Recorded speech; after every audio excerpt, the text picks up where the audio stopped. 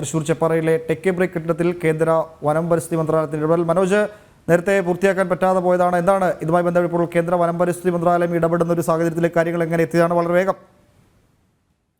ഈ തലപ്പള്ളി താലൂക്കിലെ തെക്കുംകര പഞ്ചായത്തിലാണ് ഈ ചെപ്പാറ സ്ഥിതി ചെയ്യുന്നത്. ഇവിടെ തന്നെ ഈ അനുമതിയില്ലാതെ, അതായത് പഞ്ചായത്തിന്റെ പെർമിറ്റ് നൽകാതെയാണ് ഈ റോഡിനോട് ചേർന്ന് കിടക്കുന്ന ഈ സ്ഥലം വില്ലേജ് രേഖകൾ പ്രകാരം റിസർവ് ഫോറസ്റ്റ് ആണെന്നത് അറിഞ്ഞുകൊണ്ട് തന്നെ അവിടെ ഈ കെട്ടിടത്തിന്റെ നിർമ്മാണം ആരംഭിച്ചത്. തുടർന്ന് അവിടെ പൊതുപ്രവർത്തകർ തന്നെ ഇതിനെതിരെ രംഗത്ത് വന്നിരുന്നു, നിരവധി പരാതികൾ നൽകിയിരുന്നു. പിന്നീട് ഈ വനം വകുപ്പ് ഇടപെട്ടിരുന്നു. അതായത് ഫോറസ്റ്റ് റേഞ്ച് ഓഫീസർ സ്ഥലത്തെത്തി പരിശോധിച്ച ശേഷം ഈ പഞ്ചായത്തിന് ഇത് സംബന്ധിച്ച നോട്ടീസ് നൽകിയിരുന്നു.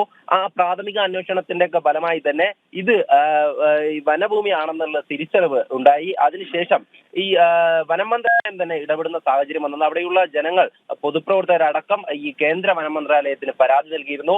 അതിലാണിപ്പോൾ ഈ കെട്ടിടം വനഭൂമിയിലാണെന്നുള്ള പരാതിയിൽ വിശദീകരണം തേടിയിരിക്കുന്നത്. പരാതി പരിശോധിച്ചുകൊണ്ട് ആവശ്യമായിട്ടുള്ള നടപടികൾ സ്വീകരിച്ച് റിപ്പോർട്ട് സമർപ്പിക്കാനാണ് ഇപ്പോൾ ഈ നിർദ്ദേശം നൽകിയിട്ടുള്ളത്.